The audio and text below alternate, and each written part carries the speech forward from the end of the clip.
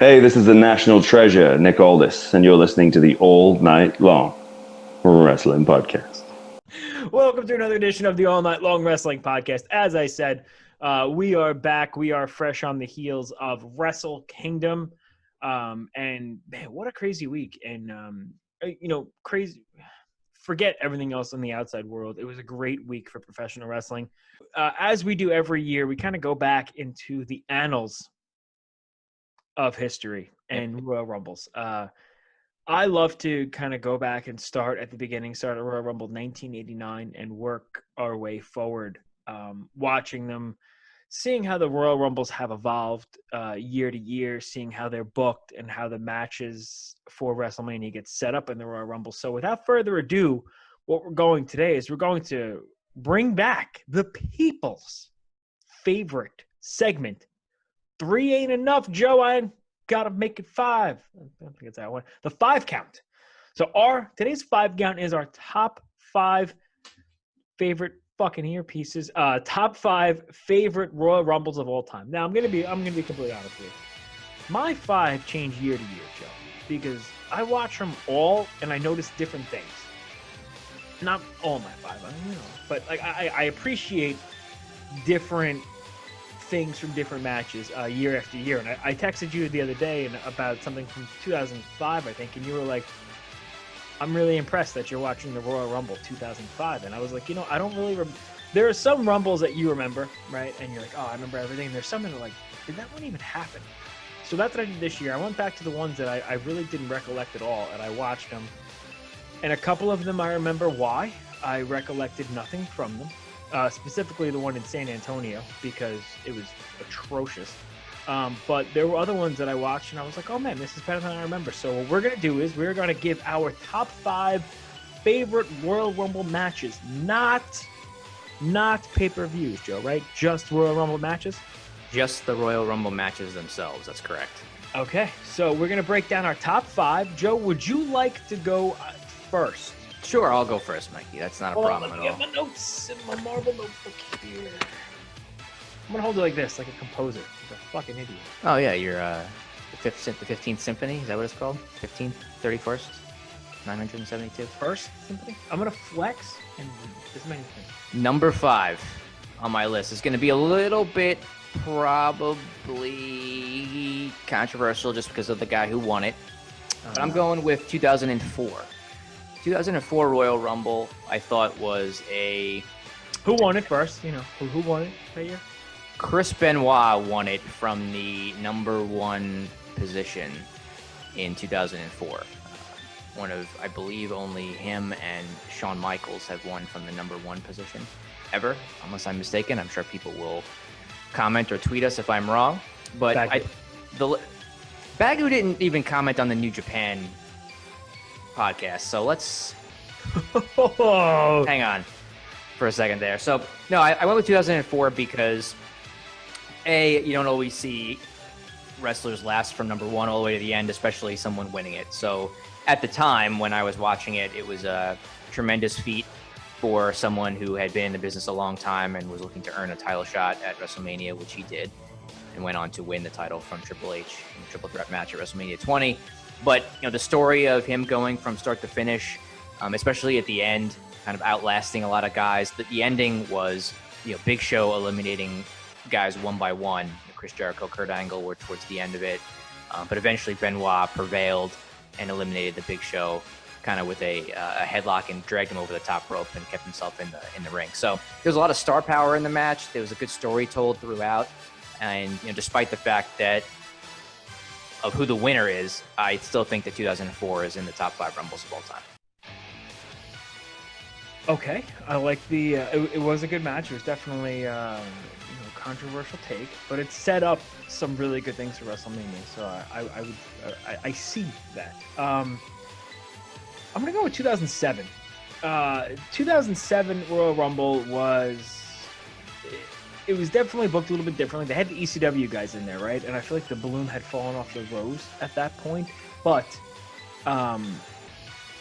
it was nice to have a change of pace. I mean, seeing Sabu in a Royal Rumble was just different. Rated RKO had teamed up in the Rumble.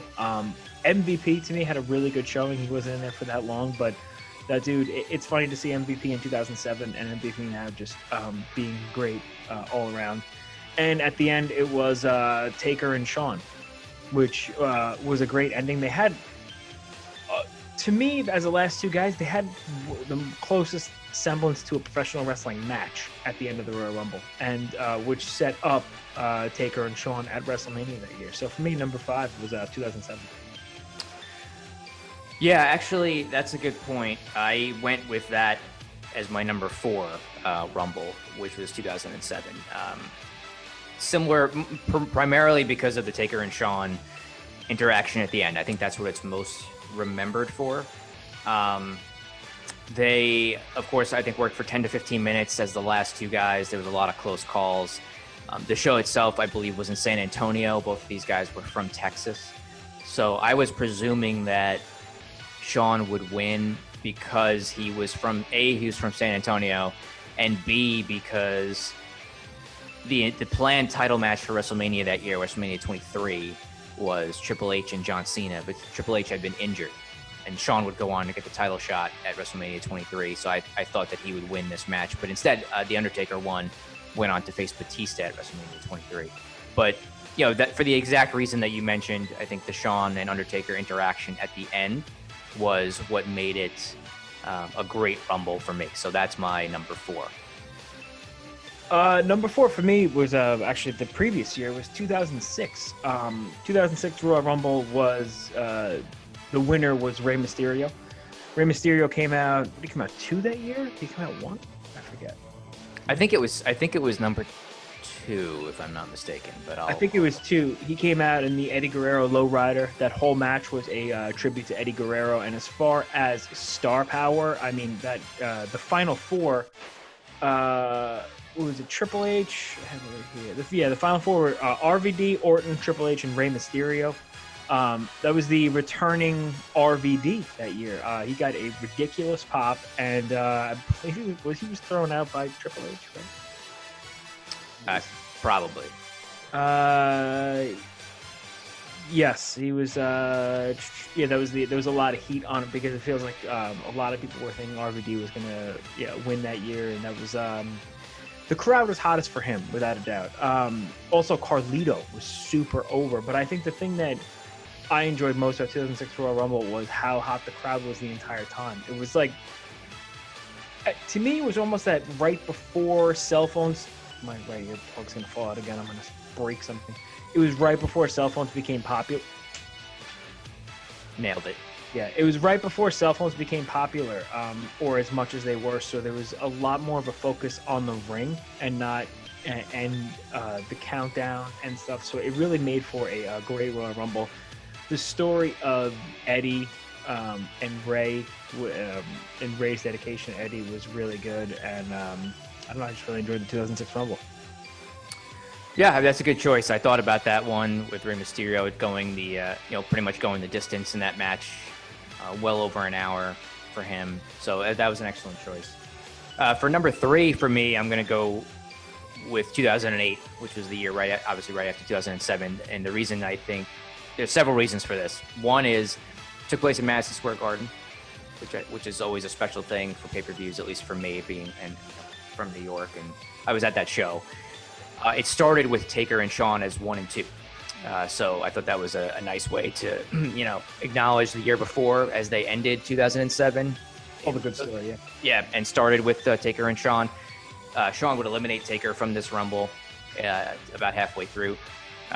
It's most well remembered for the surprise return of John Cena at number 30, coming back from a pectoral injury that he was supposed to keep him out several more months. He came back in like 4 months from a fully torn pec. That was one of those holy shit moments.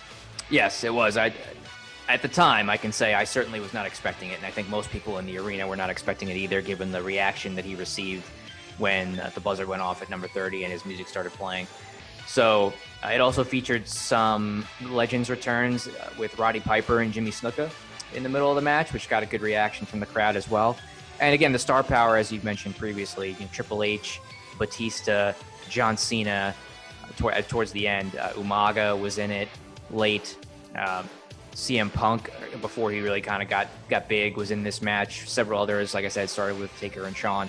So there's a lot of big names in this, and I think the ending was, again, a surprise because Cena arrived, and I wasn't really sure who was going to win. Was it going to be Triple H? Was it going to be Batista? Was it going to be Cena? Any of those guys could logistically win at that point in time in the company. So number 3 on my list is the 2008 Royal Rumble. That's a great choice. I remember Cena standing at the entranceway. I think he was wearing an orange shirt or an orange hat, and the place just went absolutely bonkers. Whether you hated John Cena or you loved John Cena, you weren't expecting him to return, and that was a genuine holy shit moment. So it's a great choice for 3. My 3 and my 2, I'm really... All right, number 3, I'm going to go with the 1990 Royal Rumble. 1990 is one of my favorite years in WWE and professional wrestling as a whole. I think DiBiase was in this Royal Rumble for over 45 minutes. He was kind of the one that put everything together and really held the flow the entire way. The Macho Man Randy Savage, Dusty Rhodes issue was heightened at the Royal Rumble here when Dusty eliminated the Macho Man. Hogan and Warrior having that moment where the ring kind of cleared and they stopped and they looked at each other, and the crowd just ate it up organically. 2 baby faces that had never had any dealings with each other before that. They did the crisscross. It was monumental, but even more importantly, it led to one hell of a main event at WrestleMania with Hogan versus Warrior, the double title, the champ, Ultimate Warrior later that year. And it was the first babyface versus babyface Royal Rumble. So I went with 1990 for my number 3. No, it's an excellent choice. I think a lot of those old school ones have a lot of rewatchability value, at least for me.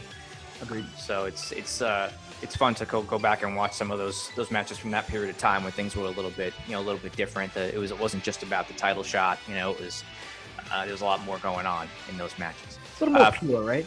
Like a more it was a purer time. Yes, it was back in the day. My number 2 ranked Rumble, I went with 2001. The match itself, I think, is very good. That was during a peak period for the company in terms of popularity. Probably towards the tail end of the Attitude Era, but it featured, Steve Austin being back and winning the Rumble for officially the 3rd time to go on and challenge at WrestleMania 17 for the WWE title.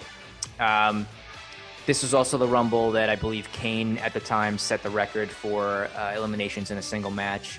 Again, there's a lot of star power. I mean, anytime you got Drew Carey in a match, I mean, it's got to be in your top 5. So I'm going to go with 2001 with the winning Steve Austin to go on to WrestleMania X7, one of the best main events of all time, as my number 2 ranked Royal Rumble. God, some of these Royal Rumbles were so good, weren't they? And just going back and rewatching them, I really enjoyed it. This one's going to be a little bit different. I'm going to go with, I had to look at this one in a vacuum and look at it for what it was and not what happened afterwards and where we are today, because it really sucks. But I'm going to say 2018. The 2018 Royal Rumble was, there were a lot of surprises in there, and even more surprisingly than most was the winner, which was Shinsuke Nakamura.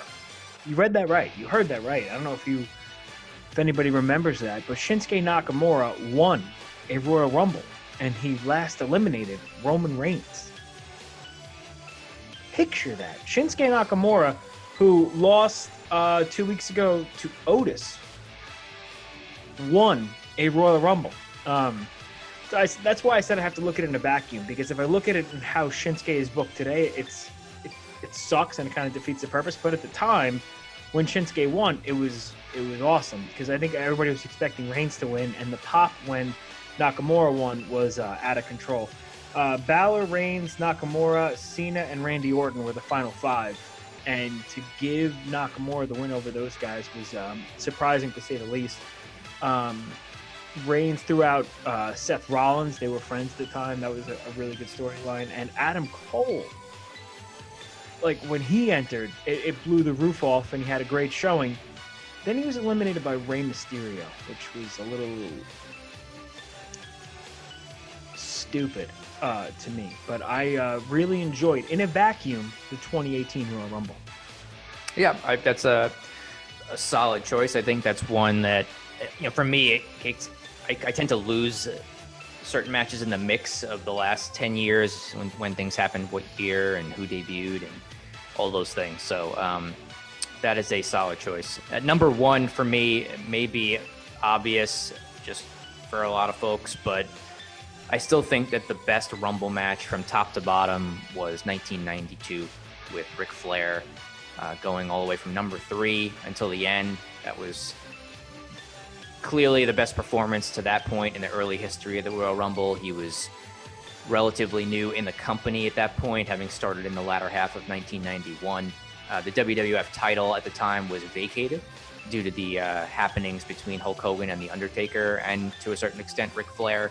So the winner of this match was to be crowned the WWF champion, and Ric Flair lasted from number 3 all the way until the end, last eliminating Hulk Hogan, and previous to that, Sid Justice was there. So a little bit of a shady ending with Hulk Hulk, then Sid Justice. My mistake, I had that reversed. Shady ending there with Hulk kind of grabbing onto Sid's arm and then Flair dumping him. But, a win's a win, and Flair was the champion. And I think the other aspect that people remember the most about this match was the performance on commentary of Bobby the Brain Heenan, living and dying with every single close elimination for Ric Flair. So to me, this is still my favorite Rumble ever, my favorite to watch, and I think the best performance of all time by Ric Flair. I echo your sentiments exactly. It was also my number one. Let me ask you this. If Bobby Heenan wasn't on commentary, would it still be your number one? It probably would, but it would be a lot closer. I'd probably be considering other things. But, Bobby and Gorilla, kind of going back and forth the entire time. And, I was really, at that time, I was only 9 years old. So but I was still very intrigued and interested by Ric Flair being in the company at that stage. I'd only really heard of Ric Flair and, read things in Pro Wrestling Illustrated about Ric Flair. I did not, watch a lot of NWA, WCW at that age. So my familiarity with him was kind of just more through pictures and magazines. So to see him on the program, especially when he first showed up with the title belt, I found it very exciting at the time, and I was very interested in it, and I was hoping that he would win the Rumble, and he did. So that's a big factor for me. But yeah, Bobby was on his game on commentary that day. It was a legendary performance from two of the greatest of all time, Bobby Heenan and Ric Flair. Ric Flair just selling in the ring, playing his role perfectly, not trying to be a hero. He was a heel, and he did heelish things, and he got out of the way when it was necessary. And the way he sold for Hogan, it's almost a shame we never got those Hogan and Flair matches back in '92 that we should have, I think. Ric Flair made everybody in that Royal Rumble better for being in there. And Bobby Heenan on commentary, I mean, there are some of the greatest lines that are so... I literally just watched 1992 last night, and I laughed. And when he's talking about Roddy Piper, and Piper made a save on Flair from getting tossed out, Bobby was like, he's like, it's not a skirt, it's a kilt. He's like, I'm sorry, Roddy. And then Piper turned around and he hit Flair, and he's like, you miserable son of a... He's like, it's a skirt, you freak. It was just, dude, it was so great. And they were talking about the Warlord, and as the Warlord was coming out, Bobby was just pleading. He's like, he's mean, he's nasty. He's like, he hates everybody. He's like, he hated me, and I managed him. And I mean, he killed. And Gorilla Bobby and Gorilla both did such a great job making you realize the physical toll that it was taking on Ric Flair without it being a quote-unquote angle alert, right? Like, they weren't going overboard where it's like, oh, like some commentators do today where you're like, oh, now I know what's going to happen. They were just actually selling that, that Ric Flair had almost no shot because he was so early in there. And it was just, it was an amazing performance, made even better by my favorite commentary team of all time, Gorilla Monsoon and Bobby Heenan. So number one, with a bullet 1992 Royal Rumble for both of us, man. But it sure is fun going back and watching those shows, isn't it? Yeah, it is. I mean, it's just to have the ability with the network to go back and watch any show that you want, as opposed to having to, dust off a VHS tape and plug it in and fast forward like I used to have to do 15 years ago or whatever it was. I was watching it's great. 2001 last night, and they are still sponsored by 1-800-COLLECT. Save a buck or two with 1-800-COLLECT, man. It's such simpler times, right? It was so much more fun back in the day. It's going to be weird this year with no crowd. The crowd really is what makes it. So having surprises in the Rumble without a crowd, I'm so sick of the piped-in fake Thunderdome shit, right? It really kind of kills it for me. And if you want to see what else we're here for, make sure you follow us on all social media accounts at All Night Long WP. Also, make sure you follow our friends over at Wrestling Headlines on YouTube. That's where all of our shows are going to get posted. Video, Joe is ever the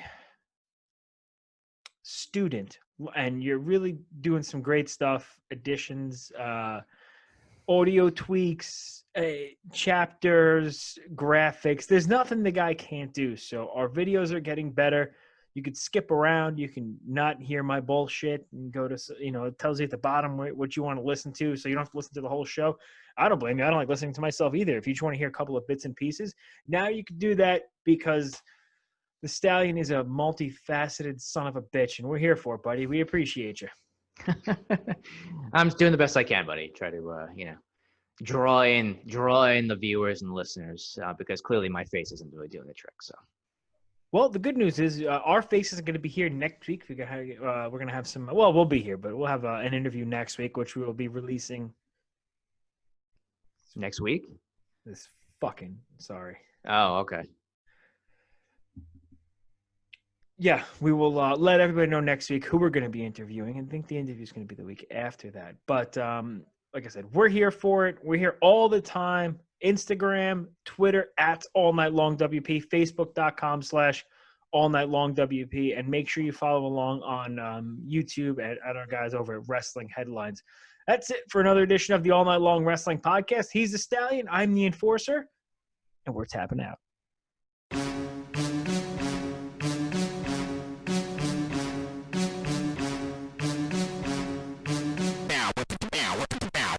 Friends.